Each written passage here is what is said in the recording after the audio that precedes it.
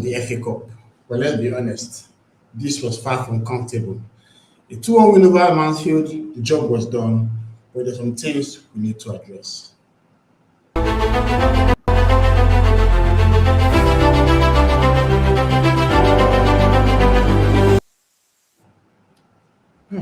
So Arsenal are through to the quarterfinals of the FA Cup after a 2-1 victory over Mansfield Town. But this was not a routine victory that anyone expected. I remember how bullish I was during the match preview that I did yesterday. I was talking about how we had defeated Portsmouth 4-0, how I defeated Wigan 4-0. No, Portsmouth was 4-1, yeah. And Wigan was 4-0. And I thought this was going to be another routine victory by a League One side. Man, that was so different what I saw on the pitch. On paper, the goals between both sides are very clear. Arsenal, the top team in the Premier League, Mansfield, the 16th place team in the League One, that's the third tier of English football. But still, the FA Cup just has a way of making games like this very difficult. The crowd was up for it, the atmosphere was crazy, and in last spells of this game, Mansfield made Arsenal work very hard for their victory. Like, it's been a while, since a lower league team played us like this. But in the end, goals from Eberechi, Eze, and Madueke proved decisive. But the performance actually is a lot to be desired. So we started the game with, I'll start with our confirmed lineups as I always do. So the key thing here was that, we had so many guys that needed rest. We had so many players that were running on fumes.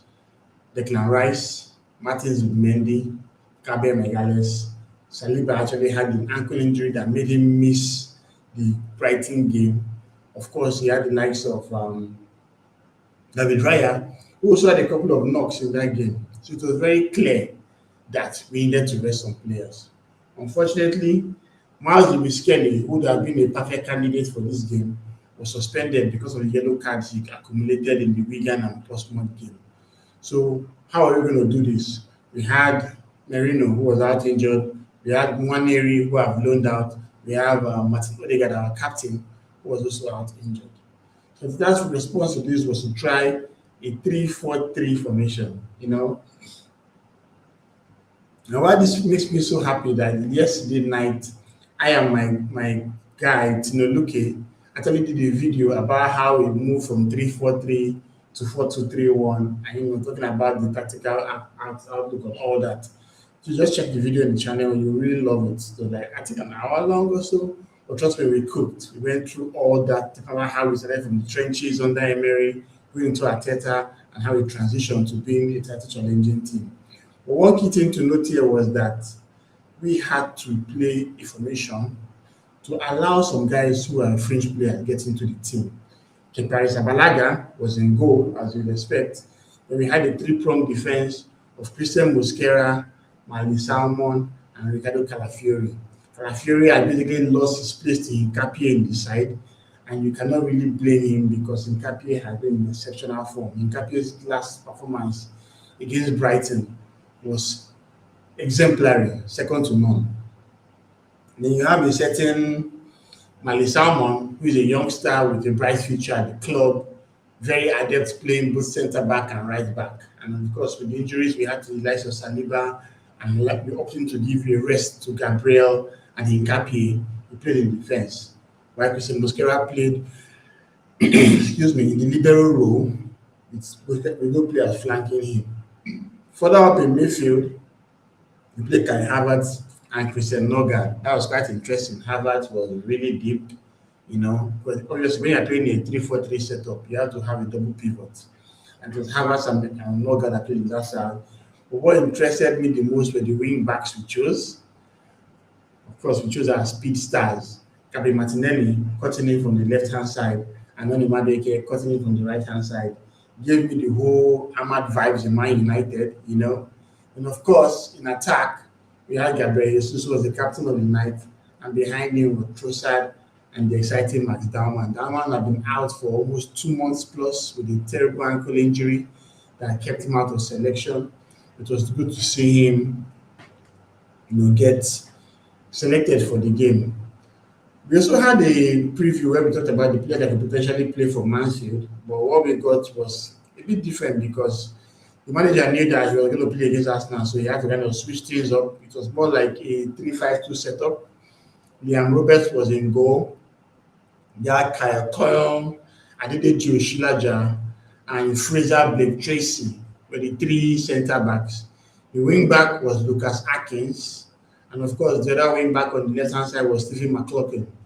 In midfield, we had Jonathan Russell, the captain Lewis Reed, of course, the Tottenham Noni George Abbott, and of course, the double guys in attack with Tyler Roberts and Oates.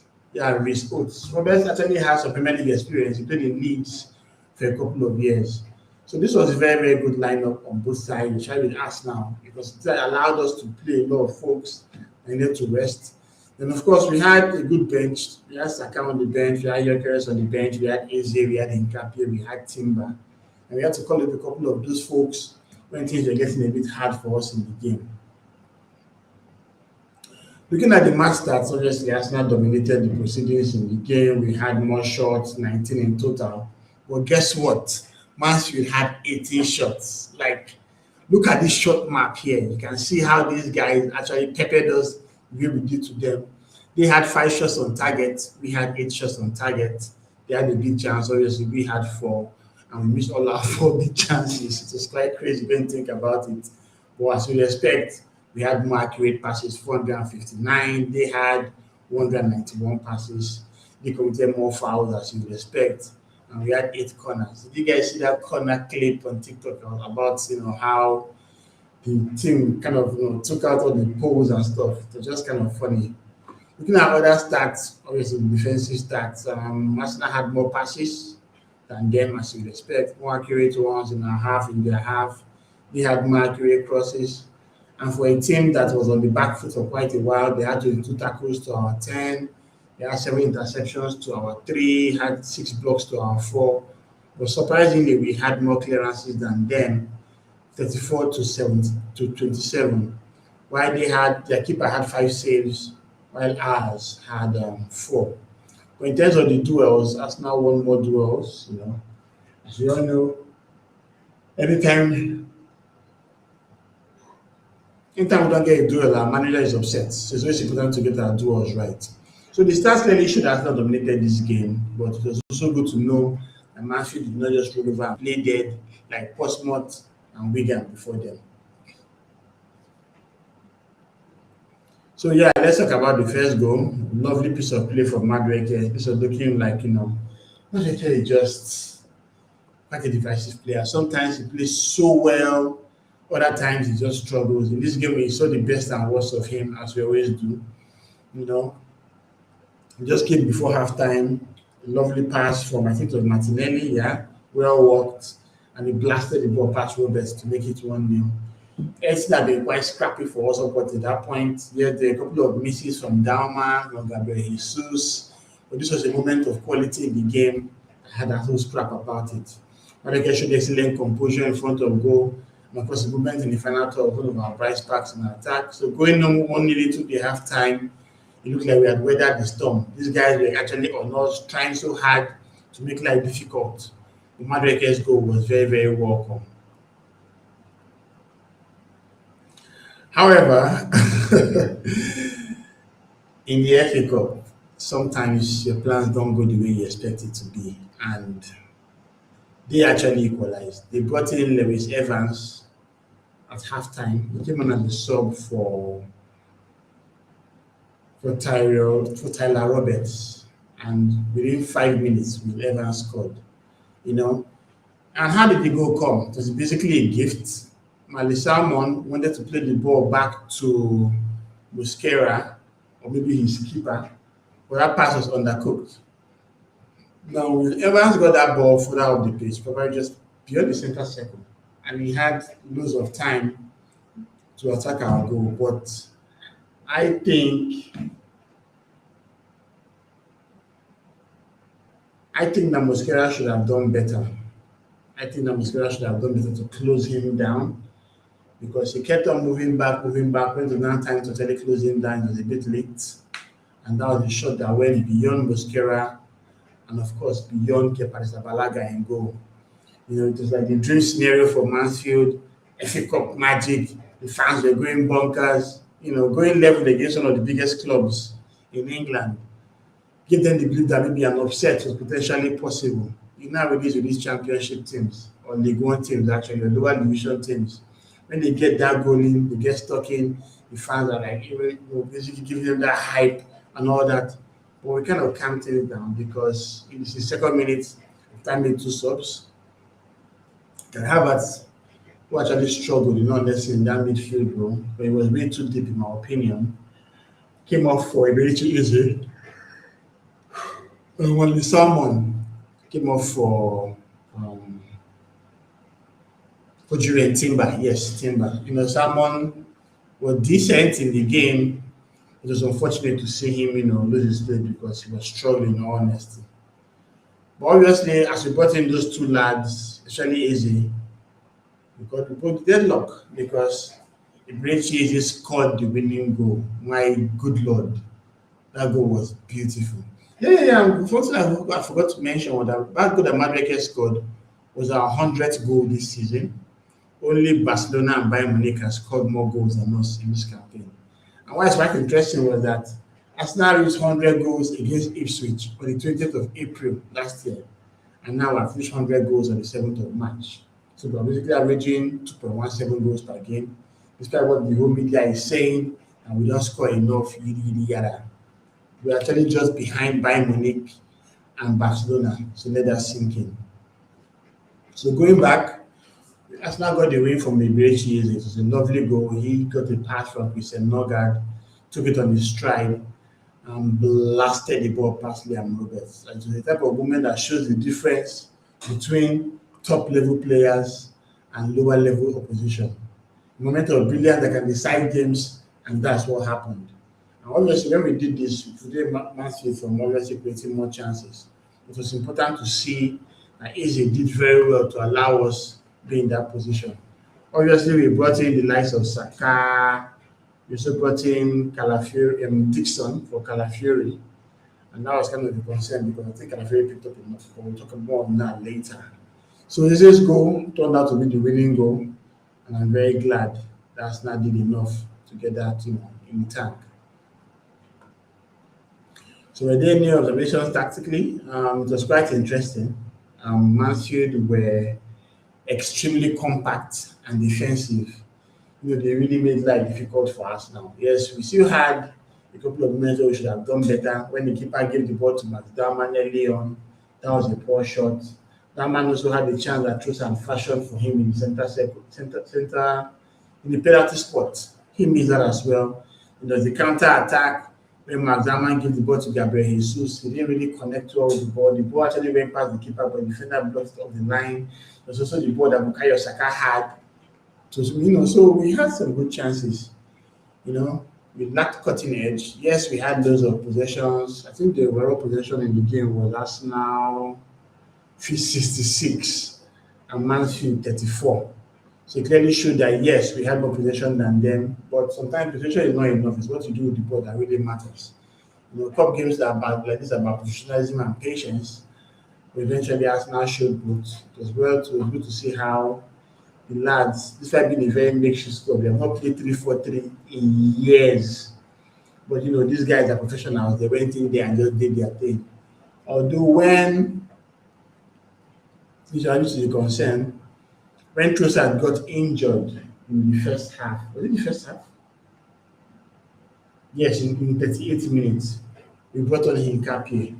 And beginning on Hincapie kind of changed their outlook. I think we went back to a back four because it was Salmon on the right-hand side, Calafiori on the left, Hincapie and Mosquera in the middle, Havertz, Eze, and Dauman as the three. No, sorry. Havertz, Dauman, and Nogard as a midfield trio, while Martinelli, Madueke, and Gabriel Jesus were the attacking triumvirate. But later on in the game, we also lost Ricardo Calafiori to an injury. That's when Jaden Dixon came on and made his debut. But despite the fact that we have a couple of players out, it's just frustrating to see how these injuries keep piling up. You know. So as it stands, so it's quite late here. It's 11:30. So as it stands, we have Trossard and Calafiori to be thinking about in terms of their fitness. And obviously, I don't think they might be fit enough to play by Leverkusen, which is a blow, because they add very, very good depth to our bench right now. Trossard is only a first-team player. Calafiori is a first-team player that kind of lost his place to Hincapié. So it's kind of unfortunate to see him suffer this injury.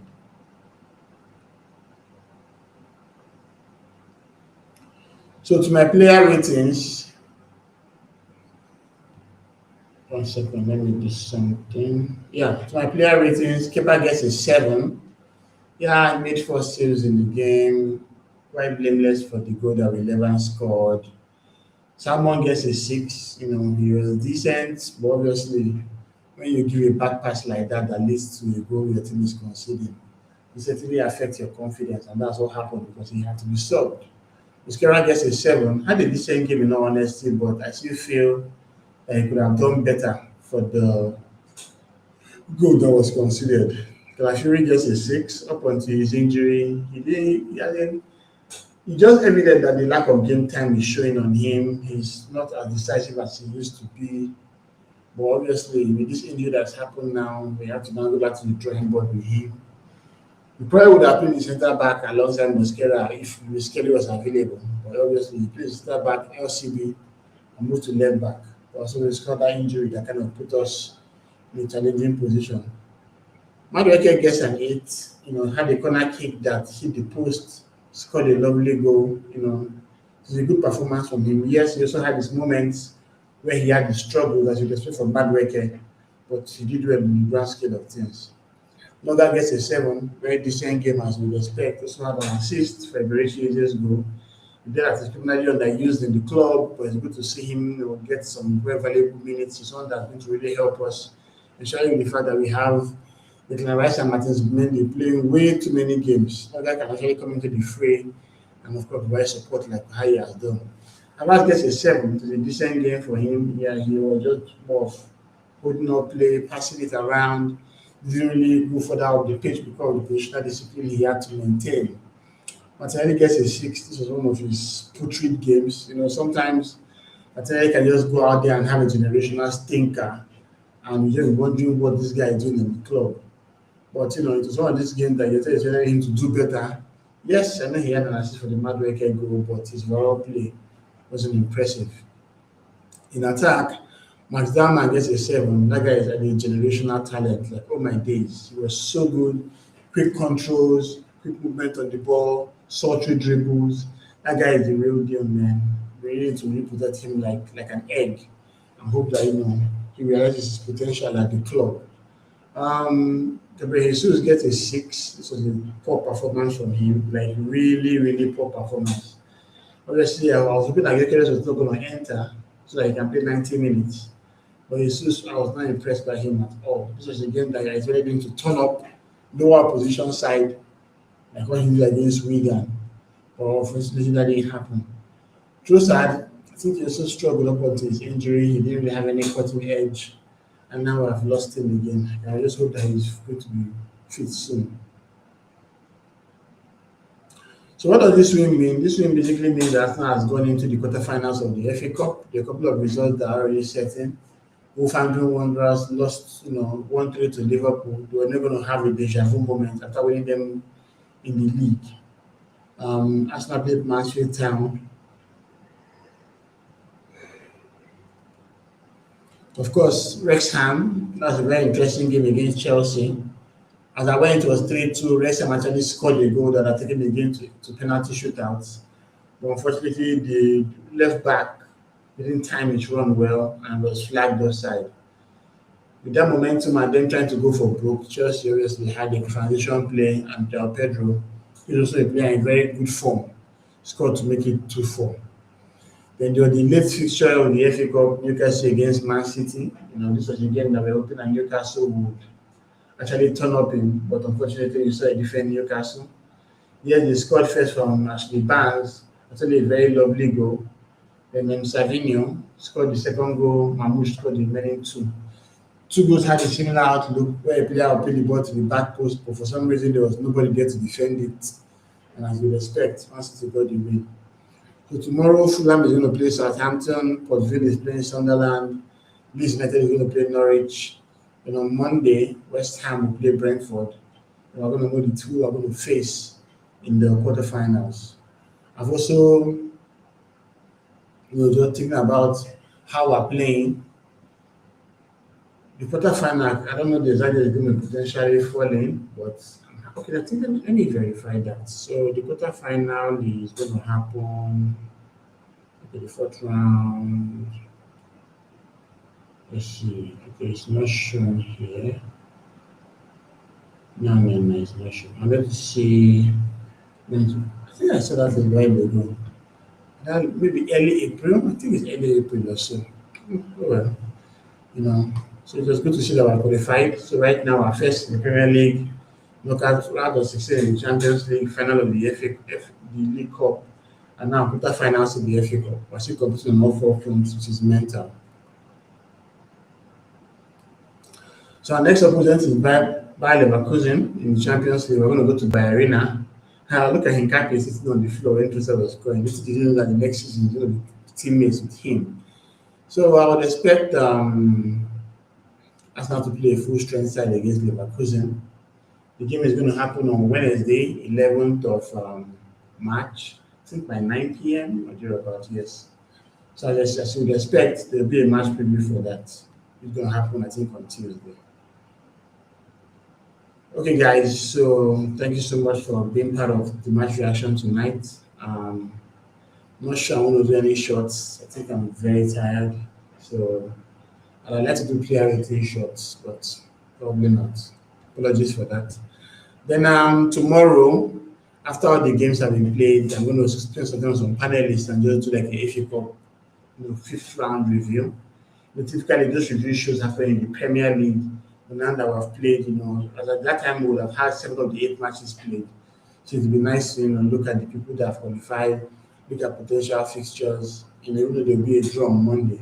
What's important is that okay, tomorrow evening, come back to the channel to just spend some time listening to how me and the panelists talk about the FA Cup games. Obviously, we have seen all the games. Although I've not seen what the highlights, and we'll take some time out to really talk. And of course, on Tuesday, we'll have the Bayer Leverkusen match preview. Then Wednesday night, I'll have a watch along for the game. Looking forward to that as well. Hopefully, we're going to spend some time together and have fun. So, guys, I think I'm done. We've hit 4,000 subscribers on our horizon. The next road is to 5,000. Thank you so much for everyone who has been part of this journey. This has been amazing. Trust me, I love talking about Arsenal. This is the club that is after my own heart. I've been in sports journalism for quite a while, and I'm happy to have a YouTube channel where I can share my opinion and views about the club. So, obviously, we're going to have some rest now. It's church tomorrow for those that are going. And of course, I'll see you guys in the evening tomorrow. We'll talk about the match review of all the games played in the FA Cup bar the West Ham Brentford game. So, till then, come on, you guys.